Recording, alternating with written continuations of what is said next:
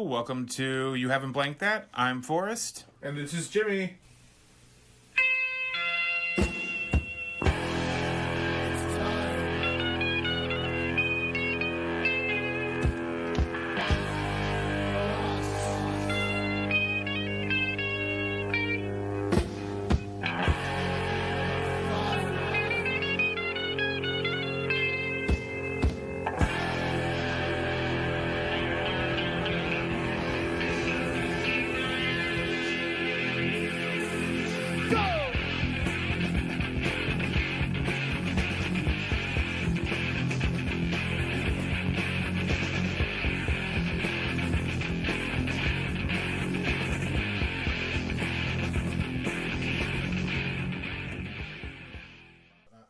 Hey, Forrest. Hey, Jimmy. Well, this week we watched a Humphrey Bogart and Lauren Bacall movie Yep. called Key Largo. Key Largo, a 1948 noir crime movie. They were married at this time. I did know they were married at this time. This is the last of their 4 movies together. Yep. The classic film noir by John Hudson stars Humphrey Bogart as a World War II vet, Frank McCloud, visiting Key Largo to pay his respects to the family of his late war buddy. McCloud attempts to comfort his comrade's widow, Nora, and father, James Temple, who operate a hotel, but McCloud realizes that mobsters, led by the infamous Johnny Rocco, are staying in the hotel. When the criminals take over the establishment, conflict is inevitable. Fucking what a movie, dude! Right? This is one of my other movies that I watch whenever it's on now. So anytime it's on, I'm just like, I started watching it on my phone like during lunch, and maybe got 10 minutes into it. I'm like, nah, I gotta wait. I gotta wait to watch it like on an actual like screen. Yeah. But yeah, dude. I know I've watched, and I brought over Treasure Sierra Madre, and I know everybody's seen fucking Casablanca. Yeah. Are there any Bogart movies, other movies you've seen, or are those just the 3? I think those are the 3. I've seen a bunch of movies, but like I went through a good little Bogart phase. I think around the beginning of the pandemic, because there was nothing to do except watch movies. Well, what's great about like this movie alone, like it's like such a great like cloudy day, like sit on the couch and watch a movie. You know what I mean? Yeah, it's like I want to eat soup and watch this movie. Yeah. African Queen. African Queen. Sabrina. I've not seen his Sabrina. Yeah, Lisa's like, oh, I like Sabrina, and I'm like, the Humphrey Bogart one? She goes, no, the fucking Han Solo one for Big Sleep, I've never seen. Big Sleep, that's another Lauren Bacall one. Let's see, In a Lonely Place, haven't seen that one. That is one of my favorite Humphrey Bogart movies. Really? We should put that on the list. He is the bad guy in that movie. Ooh. He's essentially, he's kind of the bad guy in that movie. Okay. To have not, I think I've seen that one. That's the one I was telling you about. Did you watch that one? That's the one I told you to watch the other day. Yeah. That's probably why I watched it. Yeah. Did you watch that one too? I did. Yeah, okay. Yeah. So that part where it's like you know how to whistle, don't you? Oh yeah. there's a skit on Saturday Night Live. I'll show you after this. There's actually quite a bit I haven't seen. Yeah. The Barefoot Contessa. I've never seen that one. Beat the Devil.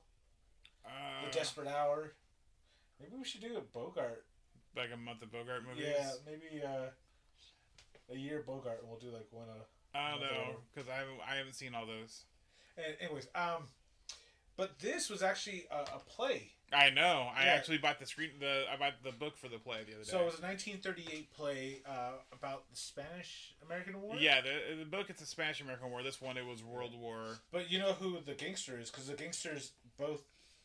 The playwright wrote it as Lucky Luciano as the... Oh, that he wrote Lucky Luciano? So that's why there's a Johnny Rocco's... That's why he wants to go to Cuba. That's why they talk about Prohibition. Well, there's a couple things in there, too. What do you mean? We'll have to unpack with Johnny Rocco. Slapping the women around. Slapping Humphrey Bogart. Okay, so you saw who played... Do you know who that is that played Johnny Rocco? Robinson. Edward G. Robinson, yes. Yeah. Okay, so Edward G. Robinson is... Okay, one character that we love from a show that we love is directly influenced by Edward G. Robinson. Who? What? Chief Wiggum. No shit. Yeah. Listen to Chief Wiggum's voice and think of... You know what's funny too? Because when I saw Johnny Rocco, immediately all these like cartoon images of gangsters and whatever just popped in my head because it's like that's what they based a lot of the They're mobsters, dude. Well, you've seen him in another movie too. His last movie. I know you've seen his last movie. Which one? A little movie called Soylent Green. Oh, that was his last movie? He was the friend. Remember the friend that goes to the place with the old friend that he has? Wow, yeah, That's yeah. Edward G. Robinson. No shit. Yeah. That's rad. But you know how Lucky Luciano got his name, Lucky Luciano? Yes. How did he get his name? No, I'm saying Oh, okay. I was acknowledging. Well, the thing about Lucky is like he was like the founder. Him and this one of his best friend, which was like a Jewish mobster guy. Yeah. Ended up building the family. The Jewish mobster guy. I know who you're talking about. I can't Lansky? No. Lansky. Meyer Lansky. Yeah.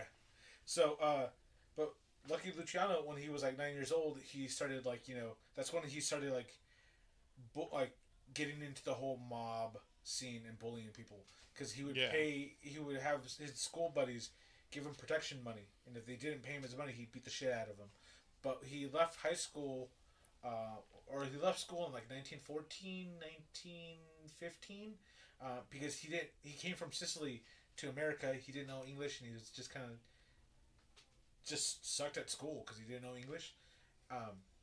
But during this whole like teenage years when he was running around, he got his ass fucking kicked and like grabbed off of like, I think Atlantic City, and they fucking like 4 or 5 guys ended up beating him to shit, stabbing him, and leaving him for dead on the beach. But he was able to like survive that because a couple cops walked by, saw what was going on, took him to the hospital. That's the night where he got the scar on his chin and like why his left eye drooped so much, because they just cut that nerve. But he got the name Lucky because he survived so many assassination attempts that like they couldn't kill him, so he just became Lucky Luciano. But like when everything was coming down because he had a whole prostitution racket going on in New York, which he became like New York's #1 most wanted guy. Yeah. And like that went nationwide. So he didn't know what to do. So he ended up going to Key Largo and then going to Cuba. Yeah.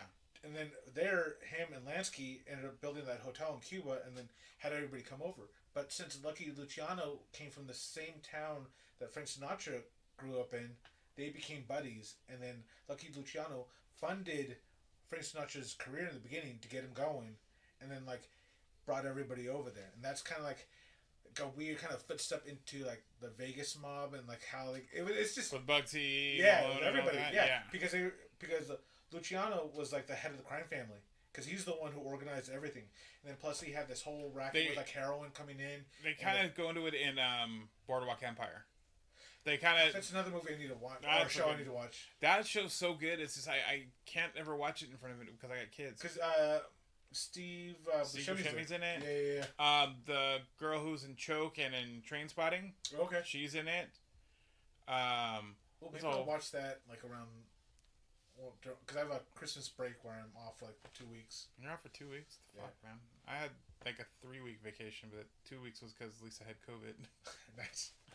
No, like we were so slow at work last year because of COVID that they gave us a week off. Oh, nice. And I was like, all right, well, let's hang out with the kids. That'll be fun. And then, so they gave us the week off. And then Lisa got COVID, and I got 2 weeks off from that. Oh. More time off? So I had like 3 weeks off. That's right. It was amazing, dude. Yeah. You don't even know. It was so good. I haven't had 3 weeks off in like...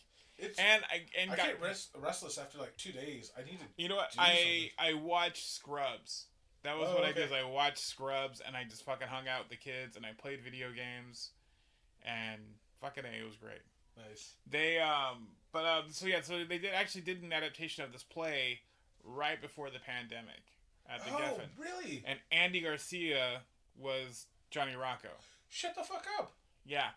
I had no idea. Yeah, I was gonna take my dad to go see it because the way they had it. What was he doing? The one Fullerton? No, they did it at the fucking Geffen in L.A. Oh no shit. And so what they were gonna do, it was there, but when I saw the schedule for it, it was like, oh, they'll be doing it in January. So I'm like, oh, I can go fucking get tickets for my pops because my pops and I like this movie a lot. Yeah. Like, oh, I can get tickets for my pops and I to go see it because like he was really into theater, and as when he was here, he was talking about how he was in the theater. Yeah. I'm like, oh, I've never been able to take my pops to a play that I'm like want to fucking sit through. Yeah, that we would both sit through, and that would be rad. one. Yeah, we would both fucking. We love that movie. Yeah, and they did it in November instead of January, and I was like, well, fuck, it's too late now. Yeah, but Jolie Fisher was gay. Okay. The jump to conclusions Matt guy from Office Space. Yeah. He was the sheriff. Really? Yeah. That's fucking cool. Yeah. That's rad. That's super cool. Hey, Mr. McCloud, I want you to jump to conclusions. That's the only thing I kept thinking of. But this movie, because it was 1948, right? So they filmed it 47. Wow, I'm impressed because like it's one of my favorite noirs. The level of just like storytelling, like where they introduce you like, oh, two Indians with fancy shirts, and then like Temple's involvement with the natives and like, you know, the Native Americans, and like and then like it was just kind of like there's a history here of like people.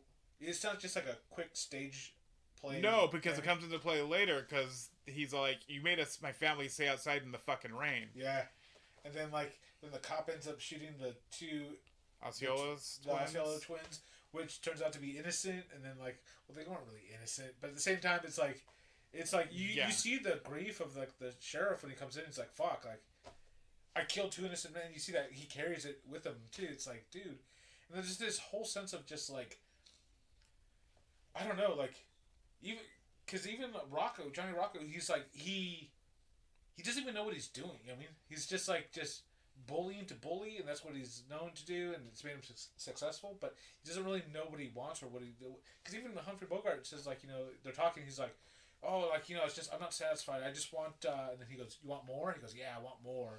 That's like my beef with most people, is that they just want to have, and I'm just like, no, like, that just take what you need. Yeah. But it's one of those where it's like, I get the commentary about, like people in position of power and how they just kind of like push people down or whatever. But then like, man, dude, there's a fucking scene in this movie. Let's talk about it right now. Which one? Where Gail, the fucking drunk floozy bitch, is just like, oh, Johnny, give me another drink. He's like, nah, shut up. Nah, shut up. Why don't you sing for the drink, baby? Yeah. He's like, no, Johnny. But I like that whole like, I love that washed up performer. You know what I mean? Well, especially washed up women performers. Like, I love that you love that trope? Yeah, I just really do. And then especially like, where you could have had it all, baby, but you decided to drink it all with whiskey. Yeah. You decided to take it down the hatch. But like she stands up, and then she's like, she doesn't want to perform, but she wants that drink so bad. She's like, yeah, like, imagine candlelight, you know, just setting the scene. I had this dress with a slit, and like, you know, I was like this, just no makeup, just lipstick, and just this baby spotlight on me. And then she sings, and she's not terrible, but it is a vulnerable scene. Like, there's a hint of vodka in that. Yeah, and then, so she's singing, and it's not great, but it's not supposed to be great. And then she kind of goes halfway through like a course, and then she stops, and she runs to Johnny. Who's like, Johnny, can I have my drink now? I was like, nah, baby. But you promised. I don't give a fuck. I did promise, didn't I? Yeah, but no. He's like, yeah, but no. Let me say this. Because you were lousy. Oh, like it's just heartbreaking. And then that's when you get the great scene too, where like McCloud, Humphrey Bogart just goes and pours her a drink. He's like, here you go. And then he goes, thank you, mister or fella. Thanks, fella. Yeah. like they haven't been friends for fucking 3 hours. Yeah. Like all being hostage, and you're like, thanks, fella. And then fucking Rocco just fucking walks over and just slaps him with just like not even like a bitch slap, but three of them. He's like, but like it cuts to like Bogart's face, and he's just very stoic, just taking it like, yeah, whatever. But like, I mean, from beginning, like the moment they walk into that hotel, that's where the magic happens. Like, that's where everything takes off. Because, like, they try to shoo him the fuck away. You know? Yeah. And it's just like, and like, I didn't understand what was going on. I'm like, okay. And then he meets the dad. And then. That's Lionel Barrymore. Yeah. That's a Barrymore. And then I like his scene where, like, Nora spits on like Rocco. Okay, yeah. And then the dad's like, "Look at you, Rocco, big old Rocco with Nora's spittle on your chin." Yeah. He's like, "How about you get over here and let me spit on you?" I'm like, "Yeah." He's gonna walk over to you, old man. Fuck and off. then he gets up and tries to walk over and punch him. Yeah. But I felt this movie. I feel like Hateful Eight took a lot more cues from this movie than people realize. Yeah, I think you're right. I mean, with the storm going on outside and people and people shunning him out, but then like he's like let him in, and then like I don't think people like realize like how I feel like that was way more influential on Key Largo than anything, or than Key Largo than on Hateful Eight than anything. And I know, and it is so like after watching this movie. I was always like, oh, it's a Western Reservoir Dogs is what Hateful Eight is. And I'm like, no, this is a Western Key Largo. Yeah, no, yeah, I can see it now because it's similar situations, but like, and then especially with like it was weird because I was watching it, I was like, it's kind of like too bright to be a noir. Usually they're like more darky and like kind of like secluded areas, but that's where the hurricane comes in right in play because they shut the power off, and then like you get that whole like. Darkness and then it's even creepy too because like everyone's in the hotel and you get Sullivan who's like called the cops before and then like but then that scene too which is a great scene because like you got Humphrey Bogart coming back from World War II dealing with all the shit that he had to deal with out there and coming into like a real world like he doesn't fit in anywhere, you know what I mean? Like his experience of life surpasses everyone else's, so it's like your shit's trivial and I don't want nothing to do with it. And then like when Rocco gives him that gun and he's like telling him to shoot and he'll shoot him or whatever, there's like that standoff and like Bogart puts the gun down not wanting to shoot and then like Sullivan grabs the gun and like finds out it's there's nothing in the gun and then he fucking dies and falls over the fucking ledge. Yeah. But then like the dad's like, oh, like Claude, you knew that gun didn't have any bullets because the weight, right? And he goes, no, I was scared. Like, I was scared. Like, I didn't want to die. Like, and then it was like, yeah, he survived World War II. And he comes to this bullshit situation and, like, he survived that. Why would he want to die on a gangster? Like, of course he wouldn't do it. Yeah. And then, but, man, all that tension and then fucking Rocco, fucking baby bitch Rocco, fucking, like, terrified of the hurricane. And he's like, somebody talk. And he was like, oh yeah, Prohibition. It'll be back in 2 years. Like, yeah, guarantee it. Guarantee 2 years. You'll see. But it's one of those where like when it wasn't the dad, it was the other dude, right? The other guy was praying. And he was like, oh yeah, the bigger keep guy. us all safe except for Johnny and Rocco. May you destroy him, Lord. He goes, shut up, take that back. He was so scared. And then like, man, like it was shocking too when that tree just jams into that window and just blows it right out. Like, yeah. But I thought the hurricane was gonna continue going on. I figured that was the eye when it calmed down. No, that was the end of it. And then because I was thinking like, there's still a half hour left. Like, what the fuck is gonna happen? Yeah, well, there's a good 40 minutes left when the hurricane's done. Yeah, and it's like hurricane's done at the end of Act 2. Yeah, and then like you get the Rocco, I guess, is already like set up because he was there to have a meeting with another gangster. That's kind of like. And then the other gangster took his fucking boat. No, he didn't take the boat. The boat captain got scared and just fucking took off. Oh, okay. The hurricane. That's right. But like, it's one of those. That's what Lucky Luciano was. He'd go meet with people and then like fucking leave because he was trying to set up his like empire. His empire. So like it's like so watching it, it's like, oh cool. Like you could see. Well, if you know mobsters, like you could see like, oh, this is this character and this is like where he is in his life. Yeah. Compared to the story, so it was cool seeing like almost a real world view of what was going on. But it like honestly, like this movie was rad. The ending, holy shit! I love it when fucking drunk Gale is like, or Rocco's like, all right, we're out of here. He's like, take me with you. Take me, yeah, fuck off, bitch. Here's $20. That'll last you a month. that'll last you a week. Yeah, you boozy. You booze out. And then like, so she's like begging him to stay, but like during this whole situation, he finds out he has no boat. Bogart knows how to like drive a boat, so they force him to carry him with them, or take him to Cuba, and then like you have that whole like she's just begging on him, like, please, please. And she fucking pickpockets his fucking revolver and slides it to fucking McCloud, saying, like, okay. And then, like, they tell him, you have till the dock, and then you have this gun, you can shoot your way and run away, and that's your scapegoat. And I was waiting for it, and then, like, it was such a great, like, setup that she thought was going to happen.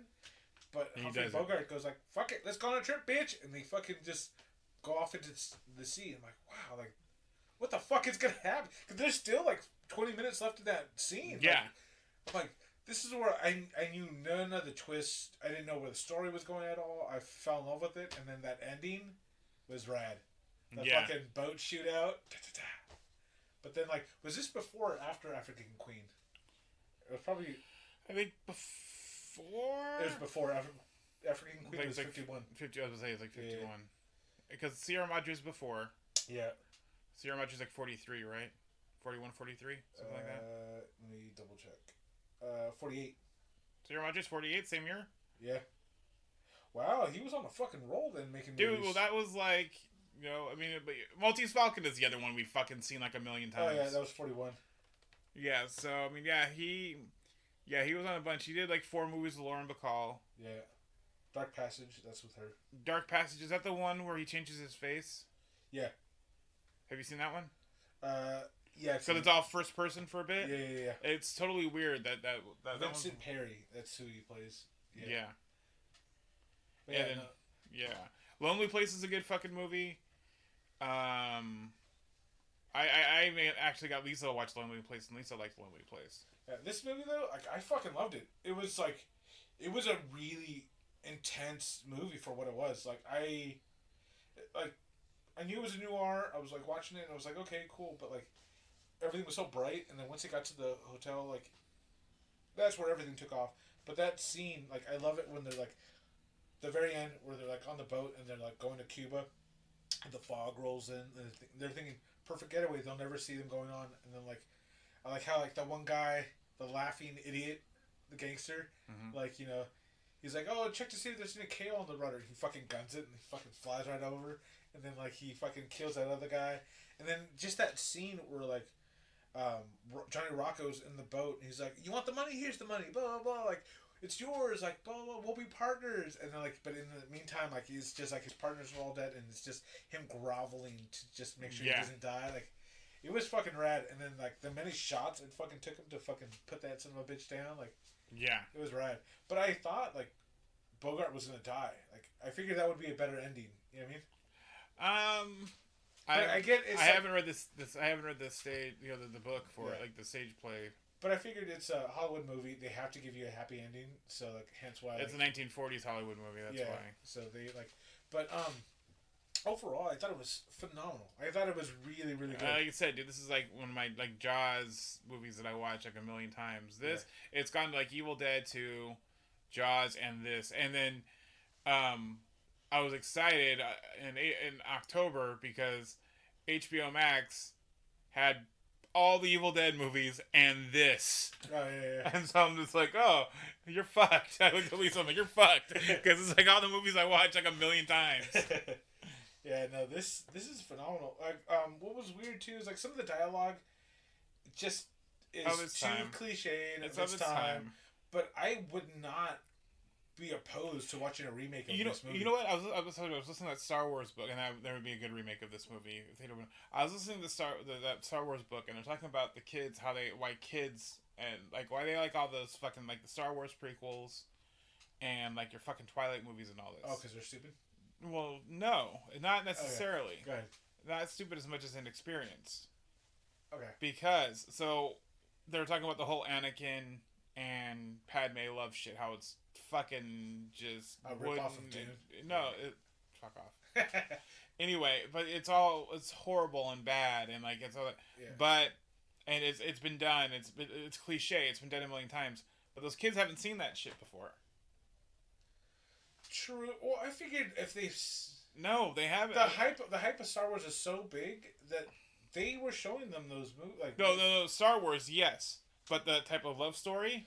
Oh, okay. That's why kids like those fucking Twilight books, because they haven't seen that type of love story. We've seen fucking, how many years of fucking cinema and read how many years of fucking books, how many fucking centuries of books that we read where we know all the cliches. You're being a kid and it's marketing to you. You're not gonna know it. Yeah, because like there's times where like I'll be sitting down and, like I'll watch a movie. Like I had to explain to somebody like how buddy movies work. Like buddy cop movies? Like just any buddy movies. How there's like the fuck up and like the cool one. How they're instant buddies or they're partners. Then there's a resentment. Then they get along. Then there's a conflict to break them up, and it's sad. But then like when push comes to shove, they come back together again. And it's a great moment. But like it's one of those where it's like, I was like, yeah. So like, and I explained to them what happens in the movie. Like, oh, so it sucks when they break up and like they get back together. And it's really cool, right? And they're like, yeah. Like, how'd you know they break up? I'm like. What movie were you watching? I don't like. They were telling me about a story or a movie that they're watching. I'm like, oh, okay, cool. I'm like, yeah. And then like, how'd you know? I'm like, those are the stepping stones to that story. Yeah, that's the buddy cop. Yeah. It's you're supposed to be the one to try to figure out. Like that's what I'm doing is as a writer is what you're supposed to do is figure out how to make it work. Yeah. Like I always say this. The reason why I don't think anything's a bad idea is because of 21 Jump Street, the movie. Okay. Oh, okay. Because. On paper, and speaking out loud, that sounds like a horrible fucking idea. Making a 21 Jump Street movie. Yeah. It sounds like a horrible fucking... And I wouldn't watch it. But then you go and watch the movie, and it's fucking funny as shit, and they did it right, and they fucking... Like, they know how to write. So that's why I'm always like, when people complain about them, because they're too goofy, and they're like with the Solo movie. Okay. They were supposed to do the Solo movie. And then they didn't like. They thought they were doing too much comedy in it. Oh, okay. But like, I would have liked to see that movie. Like, I think they know how to do it. I think they know how to edit their shit to make it work as a Star Wars. But like, do something different. That's why those two guys weren't on. That's why they got kicked off the Han Solo movie. Oh, because of that? Because they didn't think it was the right tone. Yeah, the tone. They thought it was gonna be too much of a comedy, and that's why they had to refilm a bunch of shit. And I'm okay, and I'm not upset about the movie we got. I like the Han Solo movie. I didn't get halfway through. You didn't like it? It was just one of those where it was like I tried to watch it, but it was like so many shit was going on. But I only got to the part where he met Chewie and they were escaping, and then that's not even halfway through. Okay, that's what. So you didn't even get the. But I wanted to get to the end because I knew. You didn't even get the Lando. No. He appeared. He appears. Not before Chewie does. No, I saw Lando. Then you got past farther than you think. Okay, but I didn't see the ending with the train heist that they were. Train heist is at the beginning. Oh. Did you watch the fucking movie? I think I did. No, I don't know. It was a while ago when I saw it. Because they botched the heist at the beginning. There's a lot of shit. Like, you should watch it because they set up a lot of cool stuff that should have happened that they still might have happened. Because it's still kind of on the table for him to come back as Lando. Chris... no, what's his name? Glover. Donald Glover. Yeah, it's so on the table for him to come back as Lando. I feel like the steps that they're doing now with Disney Plus and Disney, I'm happy with. Like, it's like... Did you hear they're going to bring Anakin into the Ahsoka show and the Obi-Wan Kenobi show? No, I didn't know about that. He's going to be back in the Obi-Wan Kenobi show. I think he's going to be in as Darth Vader. Oh, that'd be rad. That'd be super cool. Yeah. I don't know. At this point, it's just like, I gave up on, like, prequels and whatever storylines and, like, is this canon, not canon? At this point, just give me... quality. It's one Star Wars. Give me quality. I don't care where the story goes. Because after, like... Because I practically gave up after the new Star Wars movie. Like, was episode 8 or 9 or... You told me you liked the Skywalker one. You told me you liked Rise of Skywalker. Yeah, but, like... You didn't like the... Okay, so Force Awakens. Force Awakens. That's where I was like, alright, maybe I'm just done at this point. Because I was like, whatever. But during Rogue One... Oh, Rogue One I was like, I'm sold, bitch. This timeline doesn't make sense at all, but I love it. This what? The timeline. Oh, it does. It's like right. Because Obi-Wan Kenobi would be like super old, but if they're using the whatever, he'd be. Obi-Wan Kenobi's not in Rogue One. No, but the timeline from where it's at, Obi-Wan Kenobi would be, if you put it in the timeline of where it should be. You got old man Kenobi, and then you got Ewan McGregor. There's no way Ewan But McGregor's neither of them are in Rogue One. No, but if you put it in the timeline of where it's supposed to be in the story, like, it doesn't make sense how old Obi-Wan Kenobi's going to be from A New Hope. Okay, Rogue One is literally minutes before A New Hope. Right. And Obi-Wan Kenobi isn't fucking in Rogue One. No, but they want to use Obi-Wan Kenobi for future stuff, which they can't because he's too old in A New Hope. Okay.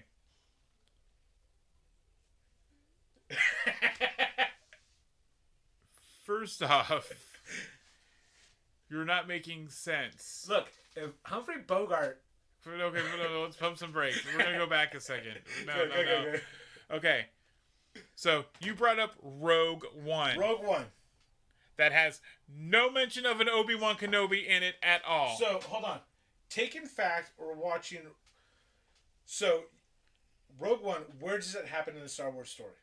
Literally minutes before Darth Vader goes on. Yes. Right. So, we're taking everything's going from prequels to here to the old. How much time do you think is in between the prequels and Rogue One? Probably like 15 years. It's about 20. Okay. So you tell me Obi-Wan Kenobi, the last time we see Obi-Wan Kenobi, in 20 years, he's going to look like old man Kenobi. Old Ben. Old Whiskey Ben Desert Kenobi. First off, I know there's two sons. Have you? Like, there's two sons, and yeah, there's two sons, and your skin dries a lot. Also, he has to watch over Luke Skywalker, and what a rambunctious boy he is. Whatever. But we ask a question every week. Okay, easy peasy. Go on. Corey Feldman, where would he be? He'd be one of the little Indian kids. Yeah, for sure. Oh, speaking of which, how dope was that old Indian lady? Yeah. I liked her a lot. Sick of that. I don't give a fuck. She was right. She was my favorite. The Fell Dog. I felt like he's one of the. Are you gonna say Johnny Rocco? No. I figured he'd be more like a. He's that guy that gets thrown into the rudder. Oh shit, that would be super good.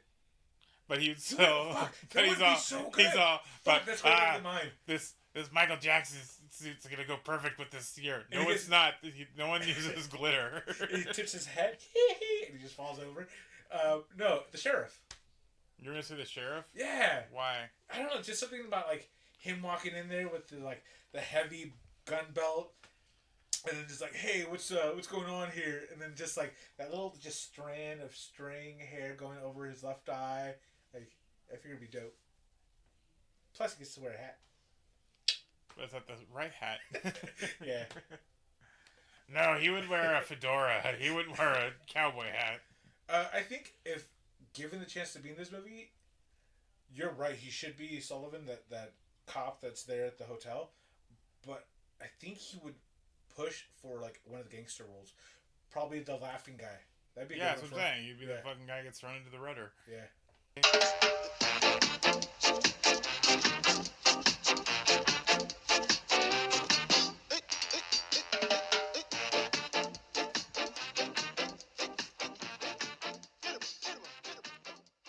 Yeah, hey, no. Forrest, what have you been blinking?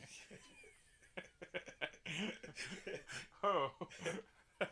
I didn't see you sneak that in there. Well, you go first. So I've been blanking the X-Files. You're rewatching the X-Files? Yeah. What, did you get through Seinfeld already? No, still going through Seinfeld, but like I need something to break up the monotony of like the show. So I started watching X-Files from like episode 1. Still really good. It's just it's weird to see old technology and payphones. I told you that thing about The Wire where they're like, well, they got these things called text messages. Yeah, well, they're not there yet on No, X-Files. I know. They're about 15 years out. Do they have... No, I think in the last movie they had actual cell phones. I never saw any of them. I never blanked any of the movies. I didn't watch the show that much. I watched episodes here and there. I watched the Chupacabra one. That's like my favorite X-Files episode is the Chupacabra one. Oh, okay. Yeah. Where it's like cops and he's just like the whole time just like...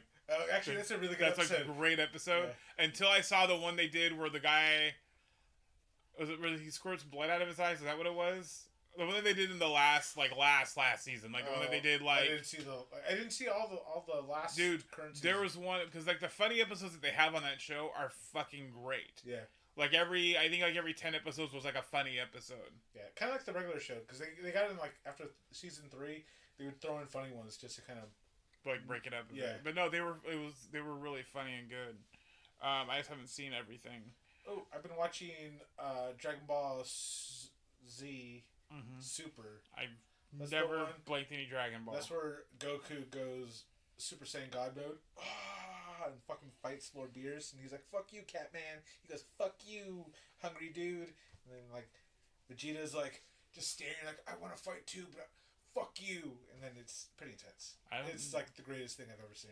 I was listening on the way over here. They remastered the Replacements. Sorry, Ma, forgot to take out the trash. I saw that. It popped up on my thing. Oh, so good. Yeah, it sounds really nice. And then actually, I just started this. I'm gonna have to cut this part out, but it's them doing a cover.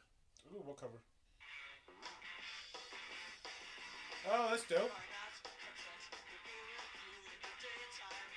That's dope. Yeah, they would do shows where they would just play covers and piss everybody off and just not give a fuck. You know what? I love that. Like, yeah, like, you know, like people, it would piss. Dude, you should find that book called Trouble Boys. It's about the Replacements, and it's thick. It's about from the beginning to the end, and it's fucking like it's a big. It's pretty thick, and there is no band that is more self-destructive to themselves than the Replacements. There's I was at work and I brought an old bag that I had, like a messenger bag, and I was like, I left it there and like I was moving stuff around. I'm like, oh, I needed a bag, so I pulled stuff out to put stuff in, and that Darby book was there. Which one? The one that I had. Oh, the Darby Crash one. Yeah. Which one? It's the one where everyone's talking about him. Yeah, okay. And then like, so I had it, so I was like, okay, cool. So I threw it on like my credenza at work. Didn't even think twice about it, and I was like, okay, cool. And I came back from lunch. People were like, Jimmy, what book do you have at your desk? I'm like, but then when you look at it, I forget that the cover is very like, because it's dark without a shirt, but he looks kind of very romancy, sex book type of pose. I'm like, oh, it's just a punk book. He goes, oh, okay, cool. And I picked it up. I was like, yeah, it's blah, blah, and I was thumbing through it, and I saw, like, a bright pink thing, and I'm like, what the fuck? So I opened it, and I looked at it, and I'm like, oh, yeah, because there's, like, a picture of, like, some random dude's junk, like, full size on, like, a page, and someone put a Post-it on it, because they were thumbing through it, and they're like, it's offensive. I'm like, well, you shouldn't be touching why shit. you, that's my thing, is like, yeah, sure, you're not wrong, but you know this is offensive? Like, you going through my shit on my desk. Yeah, no, for sure. I thought it was funny though. I finished that Crime and Penalties documentary. Oh, right?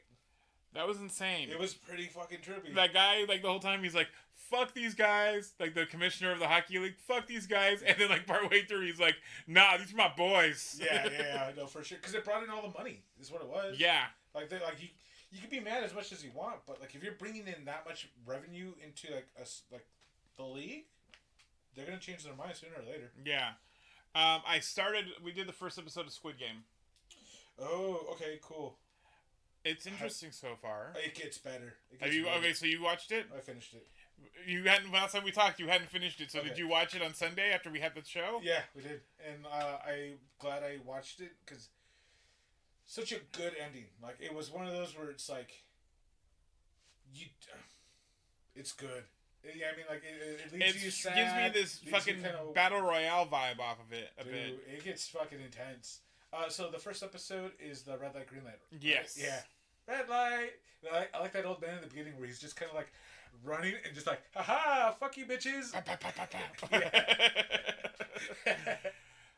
My dad's been through it twice. He watched it himself, and then he went and watched it again with Francis. He's been through it twice already. I love it. Do they show the pig when it comes down and it shows the money that you can earn? I think so. I love it because it's just the sound of the money coming down. But like, so when they talk about the potential, like how much money it could be, it's like what 46 billion or whatever. But when you reduce when you go to American, it's like it's 38,000 $38 million is how much the. Still, oh my god, you're just like, oh, 38 million. Yeah, but at the same time, like that billion sounds so, whatever. You know what I mean? But like it's fucked. It's good though. I like it a lot. Yeah. And the growth of the characters too are rad. Ali is my favorite dude. I like that dude a lot. He's the friend, right? The friend at the beginning who was like helping him go through the bank. No, that's the other guy. Ali's the guy that grabs. Oh yeah. Holds him still, like so he doesn't die. But yeah, it's a trip, and like I like how they just kind of fuck with like the. Oh, it's good.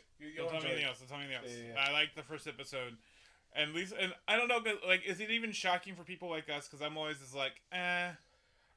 The gore and stuff. No, not really. Like I was not shocked watching it. Yeah, and that's the point where I've heard about. I'm like, okay, I'm gonna have to analyze characters. This isn't gonna be shocking to me because I'm just like, oh, they're running and when they walk during red light, they get fucking shot. Yeah. No, nothing. It's like it's just emotional. Like there's a moment with like a game that they play, and I'm not giving anything away. Tug of war, and it's just that was like the most intense thing I've ever seen, but it was like. It was good, like you know, it kept you going, but it's really really good. At work, we were talking. One of the controllers, he's like talking about like every morning we have a huddle, and he'll come up with a random question, and then his question was like, "What's your favorite scary movie?" And do you consider Squid Game a scary movie? No, so we were just kind of talking like, oh, like whatever, The Ring and like Exorcist and random stuff, and they came to me, I'm like Evil Dead. And then they're like, "What?"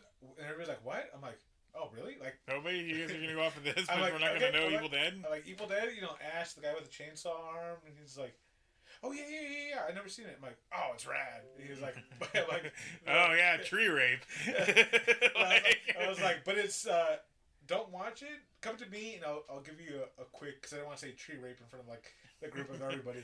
He's like, and I'll tell you. That's why you go to 2, because 2 implies tree rape. Yeah. It doesn't show tree rape. Yeah. And then I had somebody come in. Like 2 days later and be like, Jimmy, I saw that movie. Oh. Actually, this morning, like I saw that movie you talked about. I'm like, oh, you saw Evil Dead? And they're like, yeah. I'm like, oh, how'd you like it? It's like, how could you watch that? I'm like, if that's too intense, 2's better. And then, but Army of Darkness is a great movie. You should ever. I've been through. I don't usually go to 1 because 1. I like 1 because it's. No, 1's fucked up and great, and I love 1. 2 is my favorite, but I don't go back to 1 because usually if a kid walks in during 2, I'm okay with it. Yeah. If a kid walks in during 1, there's some fucked up shit in 1. Yeah. And I've actively shown my children Army of Darkness because Army of Darkness should be a PG-13 movie. Oh, it's a great movie. I like it. It's a little freaky in the beginning, like as I could see as a kid, where like when all those like things come out of the well and whatever. Oh, that's the fun part. That's just fun. But yeah, like I think I screen things, a little bit of the comic books, a little bit of the extended universe stuff. And it goes up through like season 1 or 2-ish of The Mandalorian. Oh, so it's current. It's current. That's rad. It goes up through season I would say like season 2. And then they talk about the Christmas special. Yeah. They talk about Shadows of the Empire. Do they talk about how they try to like George Lucas tried to buy all the copies of like? They don't go into that. No. Of the Christmas special to like. Oh, the Christmas special. Yeah. They talk about him like. Well, he didn't try to buy all the copies of the Christmas special. There weren't any copies. There was like 1. And then I think was it Carrie Fisher, like would play it right at her. Probably. At her parties. I wouldn't be surprised. That sounds like a Carrie Fisher thing. I fucking love her. She was a fucking whack job. Mm-hmm. Did you ever see that 30 Rock episode with her on it? Where she's like the writer. Have. She's like this writer, like this old, like a Saturday like 1970s writer. Oh yeah, it's all this risque and it's all this. Yeah, it's all these really bad things, and she's like, no, I can't do. Well, first she's like, I'm gonna quit and go work with her, and then she's like, no, I can't do this. Yeah. No, that was really good. But yeah, no. Overall, I've been busy with work. I've been writing, dude. I'm like I said, I'm way into shit. I started the Batman Long Halloween Part 1. It's okay. It's just I don't. Those DC movie cartoons, they're just going down. They're like the best one I saw was I probably thought The Red Hood. Red Hood was good, and so was the Dark Knight Return. The Dark Knight. Oh yeah, Part 1 and 2. Yeah, those ones are. That one was good.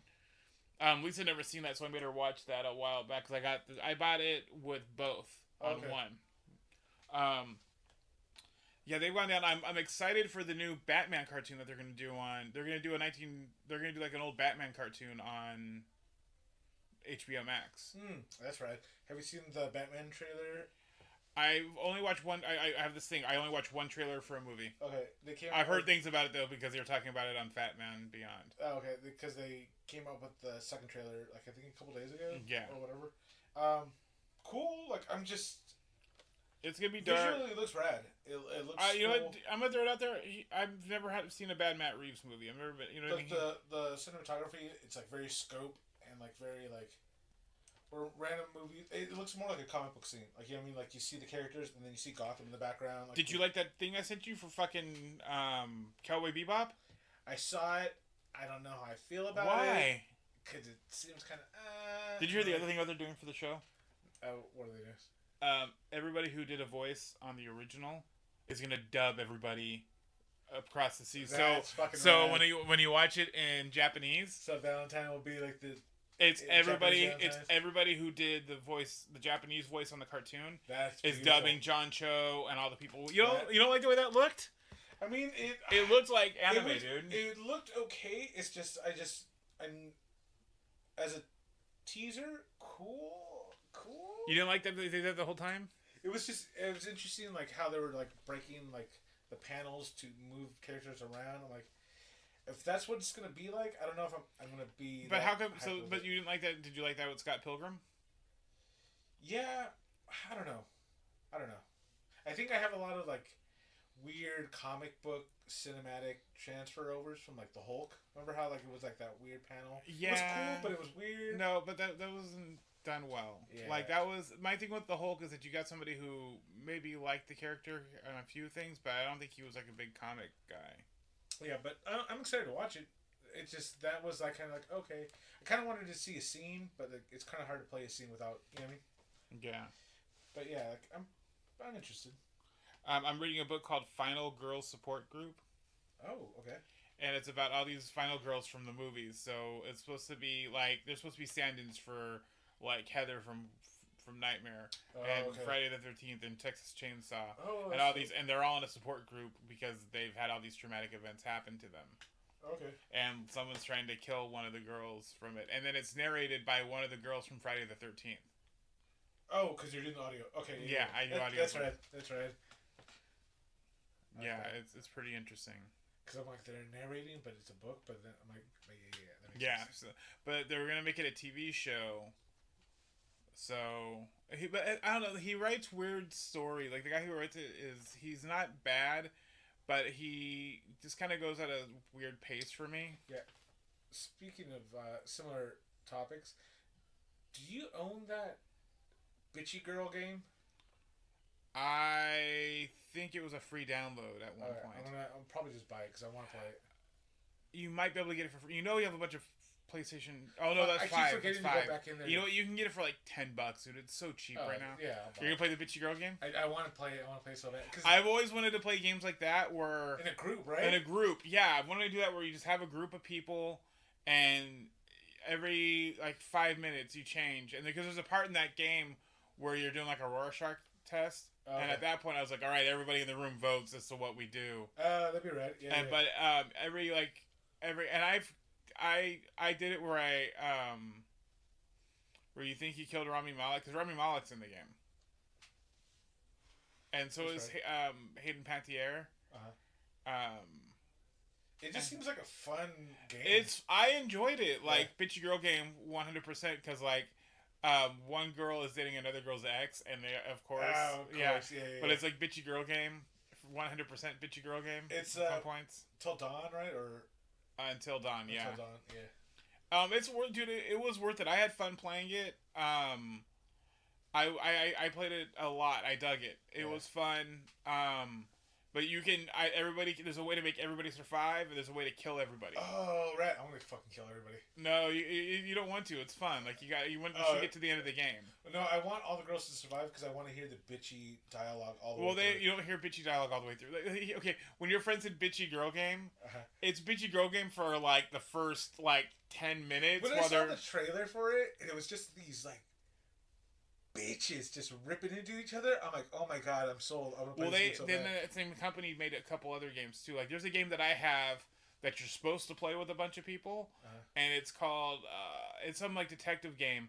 But one person is like one person in the group is trying to like fuck everybody over, and you can make it to where they can't find things. Oh, okay. And so you got to go back and forth, and like you got to figure out who's who, and you play off your phone. Oh, that's rad.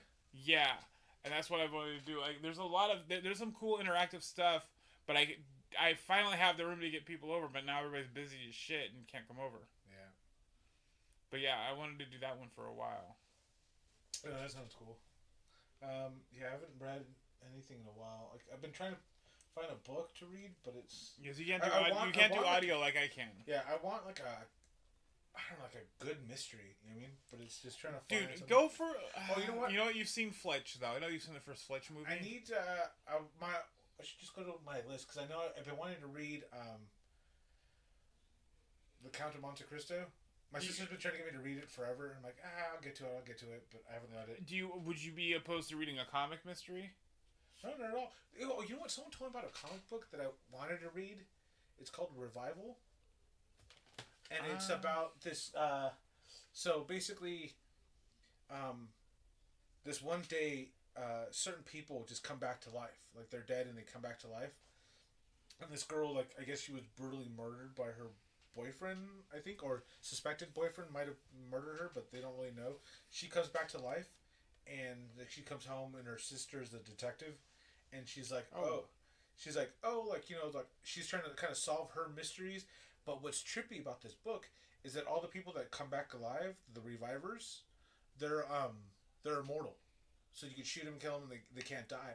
But then there's this religious cult that like embraces like this like new like... Oh, that sounds interesting. Yeah, like these new people coming back to life and whatever. But then these fucking religious like fanatics start to fucking cannibalize the revivers. Because they believe if they eat their flesh, they'll live forever too. And then there's like a weird like spectral.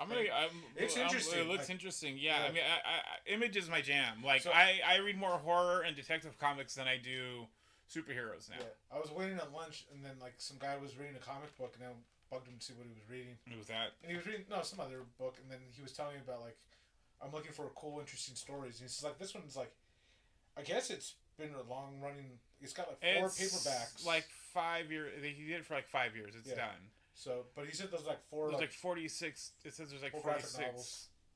There's 46 issues. Okay. So he says it's good. He liked it a lot. That one's good. That one looks good. I'm gonna look into that. You should look into Reckless. If you want some good, like, do you want like good noir-y mysteries, or what are you looking for? I just like something where like like it's hard to find a really good mystery that's like modern. You know what I mean? You want modern, or what do you want? Because I want more modern. I want like something I haven't read before, something that's not. I don't mind that they do like homages to like past stuff or little kind of whatever, but I want like an interesting story, kind of like what's the Knives Out? How like that was just completely new and it was just like a great story. Well, no, it's not because it's kind of Columbo. Yeah, I don't know. I just want a good mystery. But yeah, they're kind of hard to find. Reckless is a good series. That's what I was telling you about the other day with Ed Brubaker. You want some good like detective stories? Ed Brubaker has, and he has so many different types because there's like the Fade Out, which is like 1940s Hollywood. There's what the fuck else is there? There's Criminal, which is like it's all hard boiled criminal stories. Like that'd be cool. Yeah. The Reckless one takes place in like the 80s, and it's in Hollywood and Los Angeles, so it's like 1980s punk rock and surfer culture and fucking skinheads. And yeah, okay, let's go and talk about this right now. 3. I've read 2 of the 3. The third one I just came out about a week ago. And it's an ongoing comic? Well, here's what it is. He's not doing like issues. he's releasing graphic novels like every 6 or 7 months. Fuck yeah, that's how you do it. So he's just releasing 100 fucking 20-page graphic novel every and it's okay. Yeah. And so it's essentially what it is is like his thing with those is that they're supposed to be like the old dime store fucking detective novels you'd find on the spinner rack, and they're short enough, they're not too long, and they're just good. But there's like 3 of them. Just make sure you get the first, read them in the right order. But those are good. The Fletch books are really good too. They're nothing. They are kind of like the. He didn't play Fletch. Chevy Chase didn't play Fletch. He played Chevy Chase, right? Like he does in every fucking movie he is. Which when he's running on all cylinders, it's cool. Chevy Chase is a great character. It was a great character. But for Fletch, like John Hamm's gonna be Fletch in the new Fletch. I'm excited for that. It's gonna be more of a noir movie. So definitely, I mean, I recommend the Fletch books, and there's like fucking 15 of them or something like that. Dude, Ed Brubaker did a book called The Fade Out Act 1. That's the one I'm telling you about. The one that's the 1940s one. Yeah, the cover of it looks fucking rad, like a bloody. That's a great series. I have all that one. These are on top of my list now. What to read? Dude, if you want noir, just look up Ed Brubaker. Ed Brubaker writes so much good noir. That's rad. The covers on these comics look rad. Oh, dude, so amazing. Okay, cool. Yeah, sweet. And there's so much to go back and read. And I've never read a bad Ed Brubaker, like, noir-y comic. Nice. Yeah, go back and get yourself some Ed Brubaker. Yeah, I'm stoked right now. That's all he really writes now. He hasn't. Even Pulp about a cowboy. Yeah, I heard. Yeah, that one's really good too. Same thing. He just released it. I haven't read All Our Heroes Are Junkies.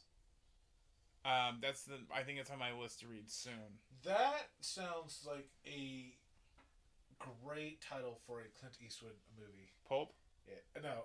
All Our Heroes Are Junkies. Yeah. Pulp. It's funny because Pulp was kind of closer to a Clint Eastwood story than anything. Oh, really? Yeah. I could see like 90-year-old Clint Eastwood playing like a junkie. Why? Because he's all skinny. He's all skinny and he's just fucking just out of it. But.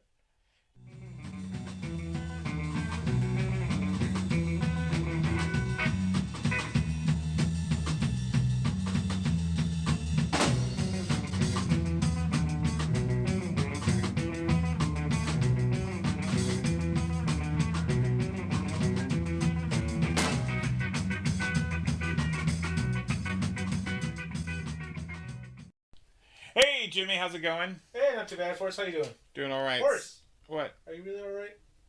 I'm all right. All right. Next week we're gonna watch a Taika Waititi movie. Waititi. What movie? Boy. Oh, boy. Yeah, my thoughts exactly, Booger. Well, that's gonna do it for the episode this week. If you have any questions or comments, you can hit us up at our Instagram at YHBlankThat. Or you can email us at yhblankthat@gmail.com. Bye. Bye.